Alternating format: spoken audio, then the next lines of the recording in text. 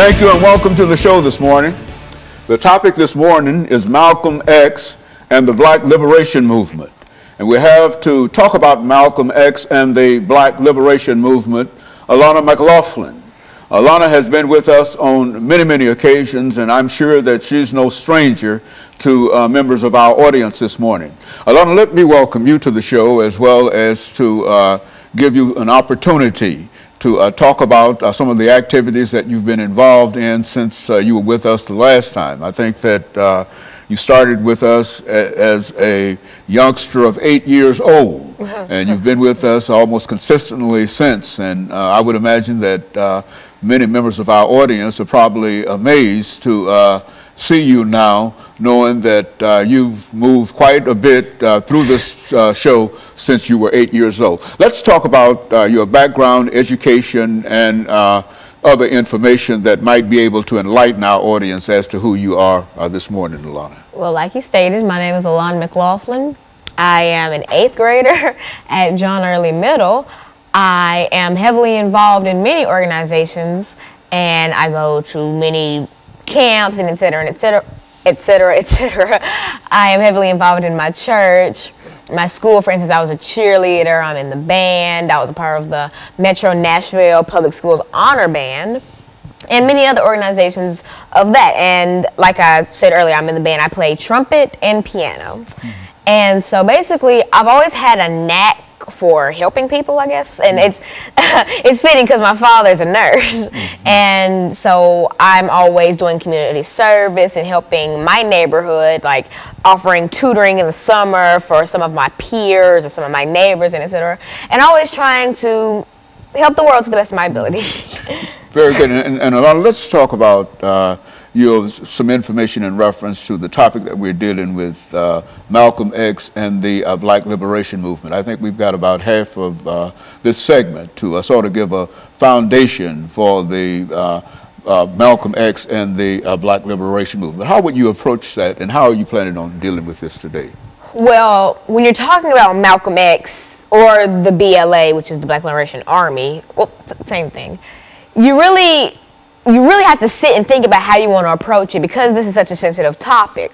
For instance, I almost said Martin Luther King. Malcolm X lost his life for not the BLA, but for his views and etc. And so when we chose this topic, I really had to sit and think, how do I want to go about this? How do I want to portray a man who was loved and hated at the same time? Like, he is unlike any other civil rights leader. For instance, Martin Luther King, he always had praise, and he was known for being loving and peaceful. Malcolm X was the polar opposite. He was known for his eccentric personality and diverting to violence when talking it out wouldn't work. And so it took a lot, and it took a lot of patience and really sitting down and deciding, how do I want to go about this? How do I want to portray a man who was crazily brilliant? And I finally figured out that I'm going to portray him to the best of my ability, and I'm going to praise him when praise is due, and I'm going to point out some of the faults that he had, because there were many. And in talking about the Black Liberation Army, I'm going to give the blunt truth about the bombings and the killings that they did, and that's the only way I can go about it, really. And so you've got quite a bit of information. What about Malcolm X? Who was Malcolm X in terms of, I know that many people talk about his autobiography, the autobiography of Malcolm X, but give us some little information over the next couple of minutes in terms of his background. Malcolm X, born Malcolm Little in 1926. He was a husband, a father, a minister, a civil rights activist, a deeply religious man, but also a man who had, who wanted things to go his way.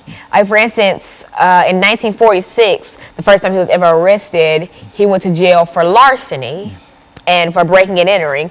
And this is when Malcolm X, when Malcolm Little at the time really discovered himself, and he decided that he was going to make an impact on the world, and believe me, he did. He's one of the most influential figures in American and African American history to this day, years and years after his death.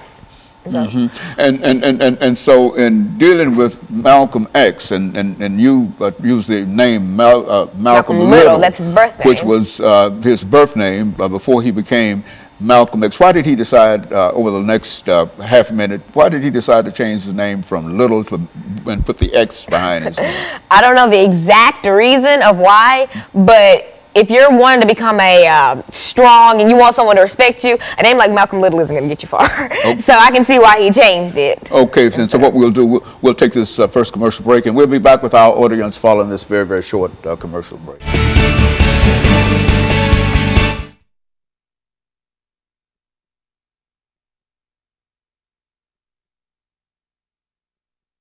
Okay, now the next segment, we've got 8 minutes. Yeah. So what do you want to talk about?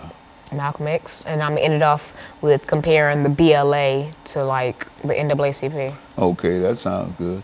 And so when we start back, we've got 8 minutes, and you're going to start talking about whatever. Yeah. And so you think you threw me off. Call me off guard. Well, no, but it's okay. You cool. Okay, but now you got. You ready for the second segment, huh?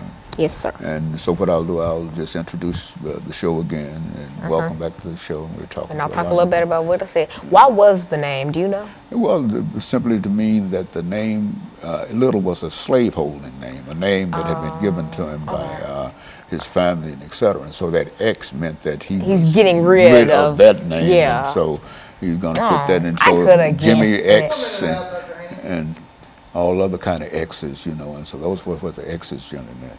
Oh, okay. He's got a book out called The Autobiography of Malcolm X. And his daughter, Isaiah, I know I didn't pronounce that right, but he has 5 kids.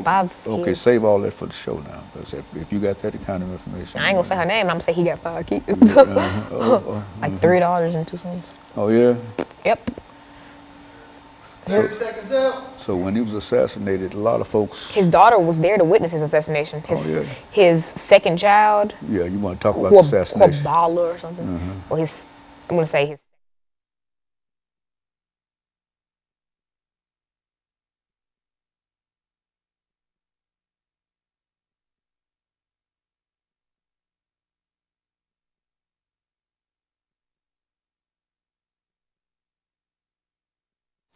Thank you, and welcome back to the second segment of the show for today.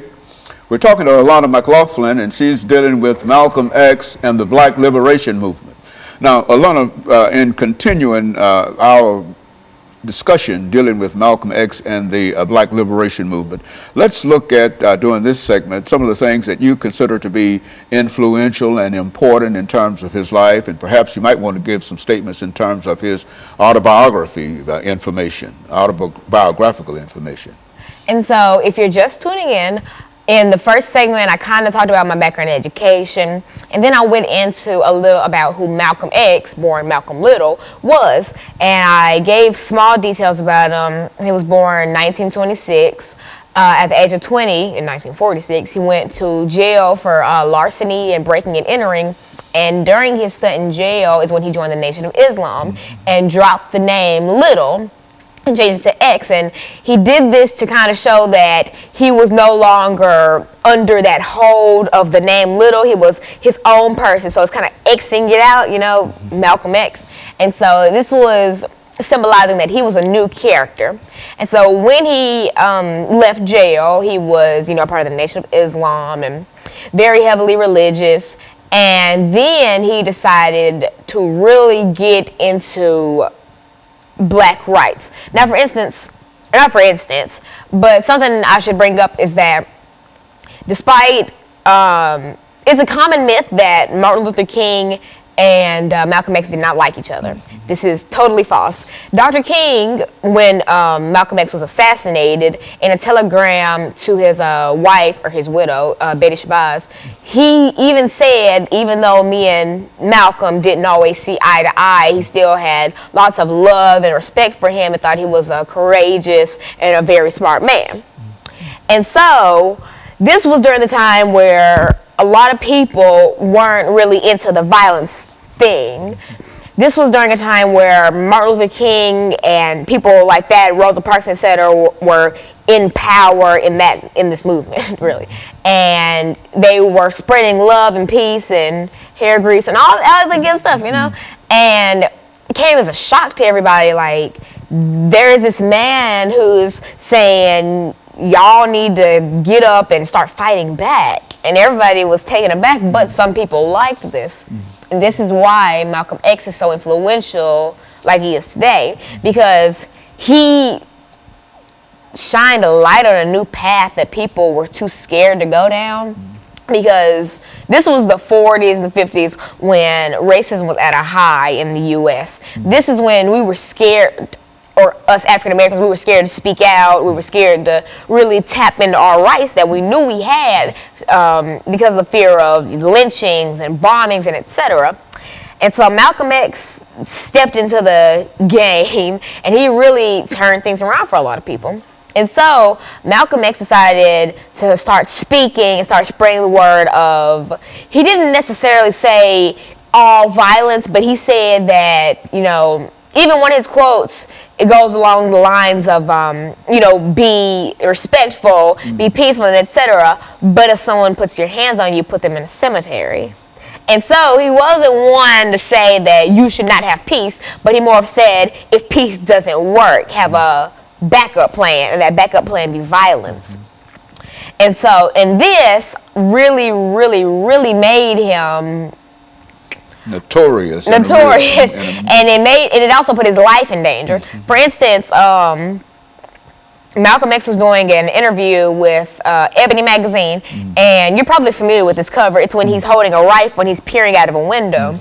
And he did this because the Nation of Islam was out to kill him. And he even said this in interviews, so I'm not just going off of this. Like, the Nation of Islam really wanted to kill this man. And they wanted to do this not because of what he was preaching, well, partly because of what he was preaching. And another fact, because he got tired of the Nation of Islam and wanted to leave. And so he left that and started doing his own thing. And he was still Islamic, yes, but he just wasn't a part of the Nation of Islam. And because of this, he outraged so many people, so many members of the Nation of Islam who were also FBI informants. And mind you, they were already looking at Malcolm X because since he was preaching all this violence and stuff, when stuff would go down with white police officers and etc., of course he would be a prime suspect. Why? Because if he's preaching this stuff, he's probably doing it. And so the U.S. government and the NYPD already had his eyes on him. Already had their eyes on him. And with the Nation of Islam being out for his head, it just made a world of trouble. For instance, Martin Luther King, Malcolm X's car was bombed. I think it was about a week before his assassination. I think a couple of days before his assassination, his house was set on fire. And this really scared Malcolm, but it scared him, but it didn't deter him and it didn't surprise him because he knew that there would be a price to what he was preaching. Like, Martin Luther King lost his life because he preached happiness and love and equality, and people who didn't believe in that wanted to get rid of him. And Malcolm X was no stranger to violence of others. Like, for instance, when he was 6 years old, his father was killed by the Ku Klux Klan. He was decapitated in a car accident. And his mother, a few years afterwards, had to be put into a mental hospital because she went crazy after the death of Malcolm's father. And so he was just starting to see a repeat of the childhood experiences that left him an orphan, and the childhood experiences that really fueled the fire from the anger and the burning passion he had in his heart. And so this made him have a whole new outlook on everything that people were doing to him. And that's what really formed the grit that we all know as Malcolm X. And so in a real sense, Alana, Malcolm X was a contemporary of Dr. Martin Luther King, but one had a different point of view in terms of how you solve the many social problems that we face, and African Americans especially, but many minorities in the United States of America. And so you can put one on one side and one on the other. And you can, but I feel as though if you talk about one, it wouldn't necessarily be fair not to mention the other, because even though they were almost polar opposites, they all stood for one common thing: the equality of African Americans. And without the help of both these two very powerful figures, we wouldn't be where we were today. We wouldn't be on television. You and I wouldn't have the freedom that we have right now. And so I think you always have to bring up one when you speak of the other, only to be fair, I guess, because you have to really show both sides of the spectrum. You can't talk about peace for black people without talking about the people who wanted violence for black people, because you may not think it, but they do coincide. Amen. And we amen that, because it's time for our second commercial break, and we'll be back with our audience following this very, very short commercial break.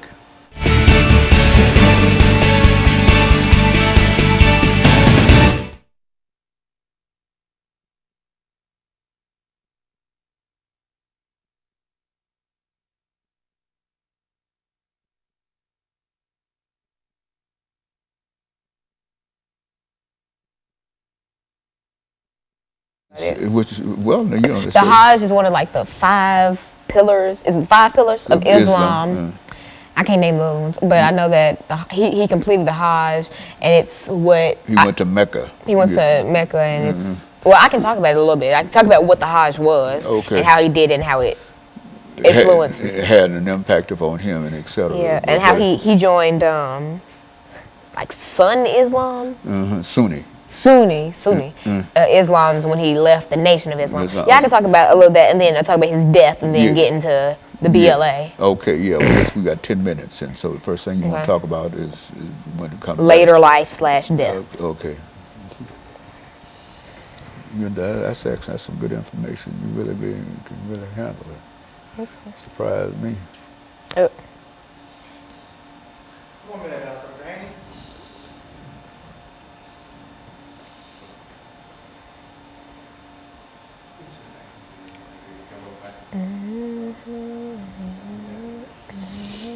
Yeah, this is good. That's good information. You're doing an excellent job in reference to this. I'm talking about Malcolm X.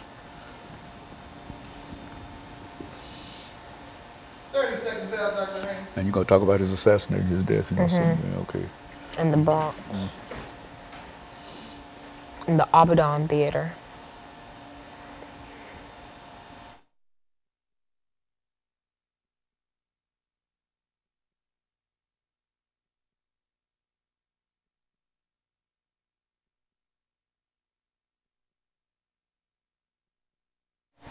Thank you, and welcome back to the final segment of the show for today. We're talking to Alana McLaughlin, and she's given us some information in reference to Malcolm X and the Black Liberation Movement. Alana, I think the information that you've given so far has really been encouraging in terms of trying to highlight the life and activities of one of the most important individuals dealing with the Black Liberation Movement. I think you've also given us information in reference to Dr. Martin Luther King and others, and that kind of information. So let's see if we can devote this last segment.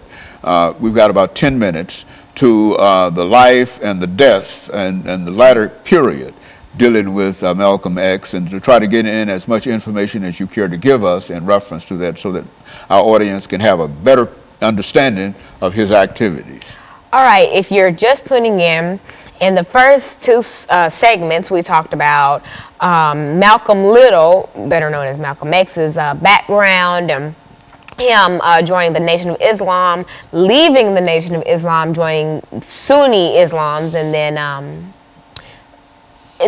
the Nation of Islam being out for his head because of him, you know, leaving the Nation of Islam and starting to kind of talk not that great about the Nation of Islam, and how it is suspected that the Nation of Islam had help from the NYPD, from the FBI, and the CIA. And so right now we're at that point of Malcolm X's later life, and this is when he completed the Hajj. And if you're not familiar with this, the Hajj is one of the 5 pillars of Islam, and you're supposed to complete it if you're financially able to. It is from the 8th of some month, I forgot, I am sorry, to sometimes the 13th, but commonly the 12th of that month. And you're supposed to complete it if you can provide for your family while you're gone, and if you can take the time out, if you're physically able. And this is a journey to the Mecca. And so after Malcolm X completed the Hajj, he came back home and he was feeling very renewed, and he was at a good point in his life. He was feeling pretty good, but he didn't know of the terrors that would soon come. Now, I mentioned this in the last subject. A little ways before his death, or I guess the months beforehand, Malcolm X knew he knew he was to be assassinated. He knew that the Nation of Islam was after him. He believed that they had help from the United States government, and he knew that he wasn't going to live that much longer because people wanted his head. White supremacists wanted his head.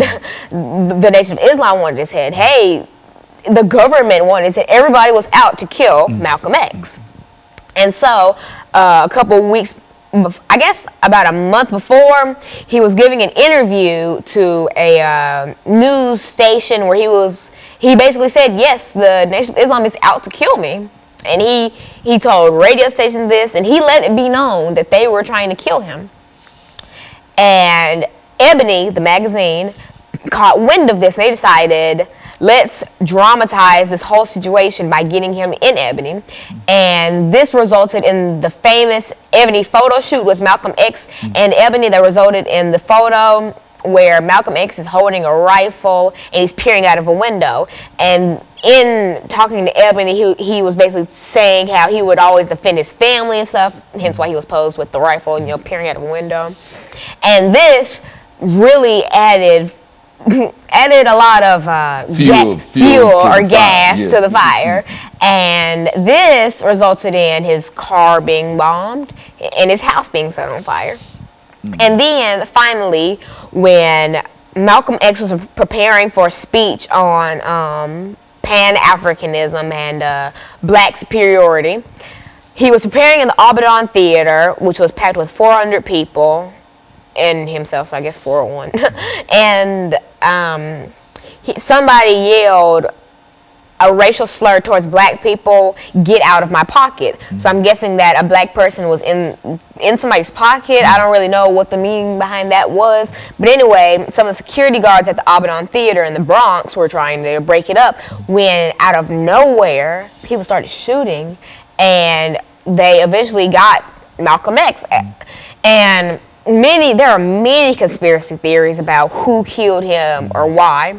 For instance, the 3 men that were charged, one confessed, but he also signed papers that said that that the other 2 were innocent.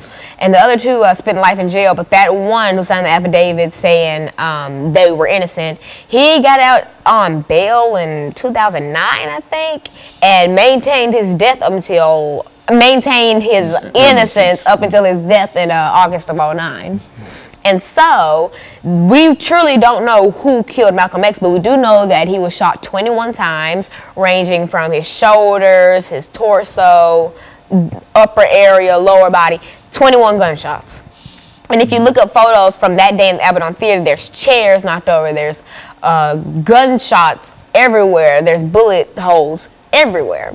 And so it is truly, if you look up photos of Malcolm X, you're bound to see the Ebony cover and you're bound to see the Abaddon Theater photo. But another thing that people find really weird is they couldn't really search the crime scene because the police covered it up so quick.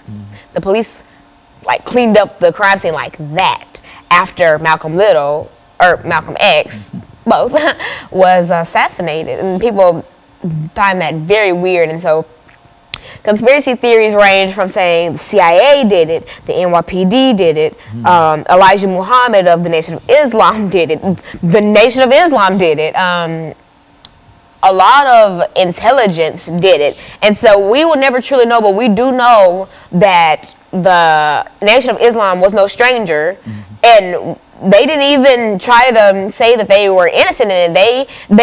Everyone knew that the Nation of Islam was out for his head, but they never naturally confessed to it. But in an interview a little after Elijah Muhammad's death, or no, after Malcolm X's death, Elijah Muhammad of the Nation of Islam, he said, Malcolm Little got what he preached. And then he said, I'm not saying I had any involvement with it, but it's not hard to see that somebody killed him. And when you do think about it, it's a tragedy, yes, but I feel as though if you're preaching controversy, someone's going to try to end that. And, you know, back when Martin Luther King was preaching about equality and stuff, that was considered controversy. Why? Because we lived in a country, and especially in the South, we lived in a part where equality wasn't a thing. No one believed in equality. The founding fathers didn't, and the people of that day didn't. And so you're preaching about something that's so wild, and someone was fed up with that, and so someone decided to end Martin Luther King. And so basically you just how do I explain this? You just have to really decide if you're going to be a martyr for a cause. You really have to decide, is this what you want to give your life for? And Martin Luther King, he decided to be a martyr for his beliefs, and Malcolm X knew he was being a martyr for his beliefs. What impact do you think that Malcolm X has upon young people like yourself, Lana, over the last minute and a half that we have? Malcolm X has had impacts on my society, the NAACP, the BLA, which is the Black Liberation Army. He's had impacts on civil rights leaders. He's had impacts on everybody. You may not agree with what he preaches, but even if you don't agree with it, he's still impacting you because you're thinking about it. And he's been in magazines and etc., and he's always praised commonly for his beliefs, but a good deal of the time he's praised not for his beliefs, but for his courage and his strength and his mind, because he was crazy, but he was crazy smart. He knew how to articulate his beliefs and how to share his thoughts, and it may not have been correct to you, but you can't say that he didn't say it pretty well. And so he always knew the right words to use, and he knew exactly what to say. And so Malcolm X, he's shaped our society. He's helped give black people the equality that we yearned for, and that we worked hard for, and that we deserved. And without him and people like him, I don't think we would be in the spot that we are today. And Lana, let me say during this last 30 seconds that we have here that we can certainly appreciate the information that you have dealing with Malcolm X, and that the information put Malcolm X in a very important category. And I would encourage others to listen to what you have to say. And we'll be back with our audience next week. And we encourage you to tune in again next week for another informative edition of Comments. Thank you and good morning.